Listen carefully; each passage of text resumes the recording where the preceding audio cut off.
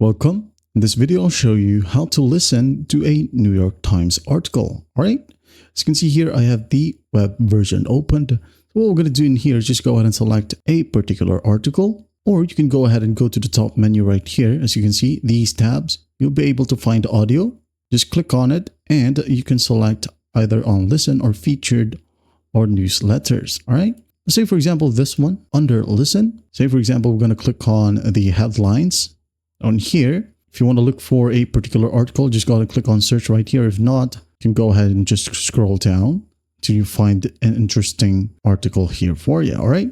For example, maybe this one. I'm going to click on it. Now in here, as you can see, there's a play button right here, which is actually a listen button. So I'm going to play it just a bit.